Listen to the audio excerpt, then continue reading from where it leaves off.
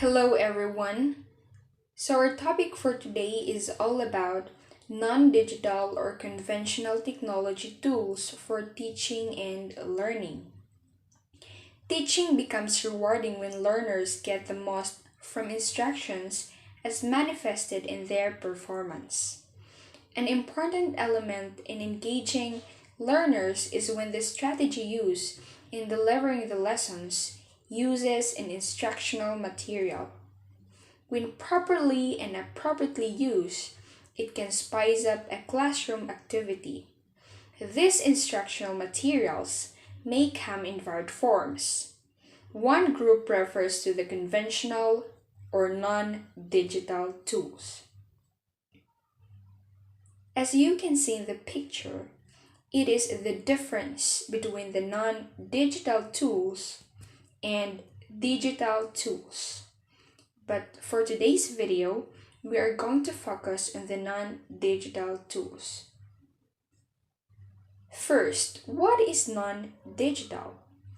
Non-digital, it is not relating to or using computers, the internet, or other digital technology, according to Macmillan Dictionary.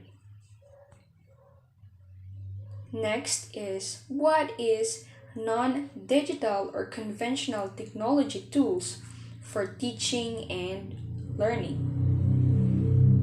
It refers to the teaching using chalk and board for teachers, pen and paper for students.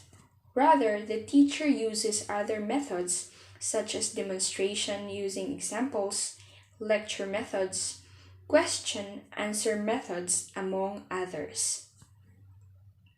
Next is this is the use of instructional materials used by teachers to enhance teaching, promote meaningful communication, and effective learning. So the examples are writing board, diorama, nature table, flip chart, zigzag board, board display or wall display, rope and pole display board. So the first example is the writing board. A writing board can display information written with chalk, chalkboard or blackboard, or special pens for whiteboard. Although there are usually more effective methods of transmitting information, the writing board is still the most commonly used visual aid. A writing board is an important teaching aid because it is a mirror which students visualize as the teacher's mind. Example, the way of explaining, illustrating, and teaching as a whole. Thus, it stands as a visual testimony of the teacher's work and expression. Because of this, students learn better and remember more. So the next example is the diorama. It will make the classroom to be creative and innovative. It is a fun way to build an exciting scene in a small space. Diorama are small scenes created with layers of materials, all depicting a similar concept or theme. They usually display a historical time period, a nature, or a fictional situation. As you can see in the given example, diorama is a three-dimensional scene created to illustrate an academic subject, a plot of a story, or an event in history. Diorama can be used throughout all levels of education. And also, it can be used in real-world setting as problem solvers. Overall, diorama is fun. The next example is the nature table. This is a table that contains objects and or scenes related to the current season or upcoming festival or a symbol of an ecosystem. Children love to follow the natural changes the world offers each month, and classroom decorations reflect this. So, a nature table is an attractive arrangement of plants, insects, animals, and or any items found in nature that are safe for children to touch and play. Also, it can help to the children to find greater connection with the world that surrounds them and create sensory experience for the child. And the next example will be discussed by Miss Jessa Walondre. Thank you, partner, for introducing, explaining, and giving some examples of non-digital tools for teaching and learning. So let us now proceed another example of non-digital tools, which is a flip chart. It is a large table or a pad of paper, usually on a tripod or a stand. As you can see in the right side, there is a picture of flip chart. So, as you can remember, during our school days or elementary days, teacher uses manila paper and it bounded by woods. Flip chart are useful teaching aid. This is the most common use of teachers when they try to teach students, especially in reading. This kind of non-digital tools is more intimate and interactive. It allows learners to come to read the word written in the chart, thus become more engaged in reading comprehension. Aside from that, it can draw students' attention to listen to the teachers attentively. If the teacher's done with his or her topic, she or he just flip another page for another lesson to focus. Flip charts are the most versatile tool readily available for teaching, learning, and assessment. The next one is zigzag board. It is a multi-board series of 3 or 4 rectangular boards. They are joined together along the side by hinges so that they can be easily folded up and carried. Below is the example of zigzag board. Each part of the board used for different teaching purpose depending on the needs of student. It is most useful for teaching young children, and secondary school teachers and development workers will also find it useful for display purpose. Teachers may use the board for displaying pictures, for example, in history subjects like 7 continents and etc. You can stand it on the floor or on the table with each board at angle to the next so that it is both stable and eye-catching. You could place it in a corner of the classroom so that sections of part of it. Students draw their attention of zigzag board because they find it attractive and they will sit and read undisturbed. Another example is board display or wall display. It is a collection of many different types of items and materials put up on a wall to make an interesting and informative display. So it is most commonly used in our classroom for display like cleaners or achievements and etc. So board display or wall display, it is display interesting and informative display in a classroom.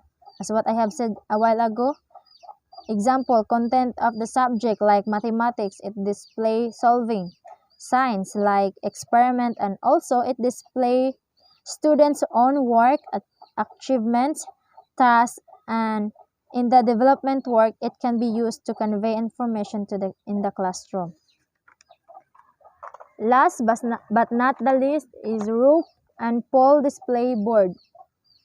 This board consists of 2 parallel horizontal poles tied loosely together with rope. Visual aids such as posters can be pinned to the rope. It is used for training session or workshop.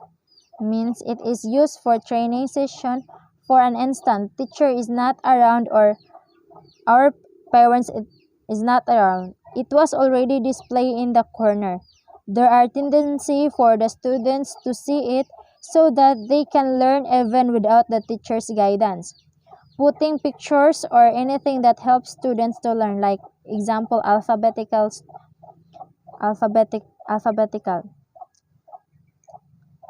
It should be done attractive to draw students' attention and love to learn the lesson. So during our school days, we can remember like this in our in the corner of our classroom, and we try to sit down and look at the picture. Then aside from that, we're going to learn and read it. So we are learning from the materials that our teacher display. So let's proceed now in the guidelines in the construction and development of conventional instructional support materials. And the first one guideline is unity.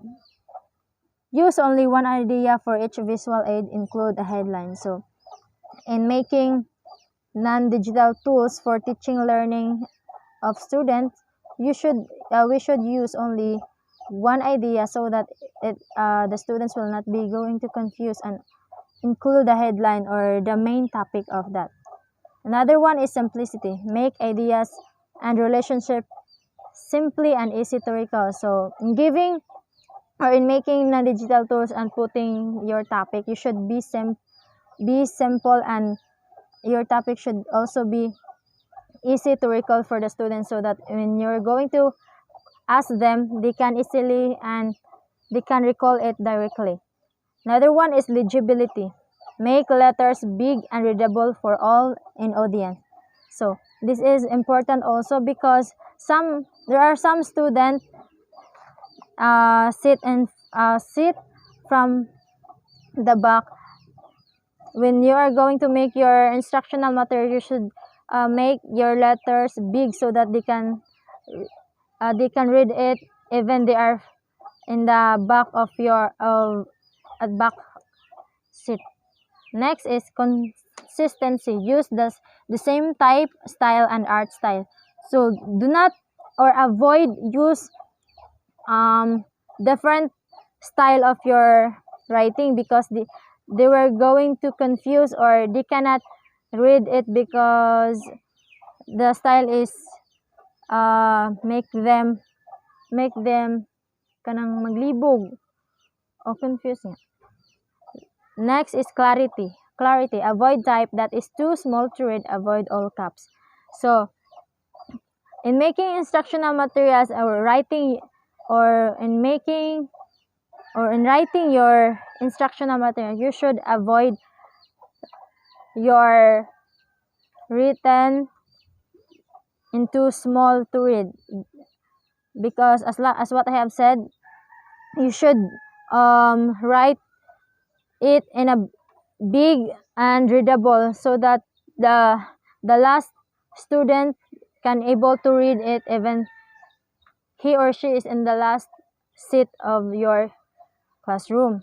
And avoid also all caps, because there is a tendency that the letters will be magrumble, and they cannot read it. And aside from that, there are some students that I think kanang dili kayo makaklaro, so dili sila makabasa kayo kung gagmay. So that's all for the non-digital tools and guidelines for making instructional materials as well. Thank you and God bless.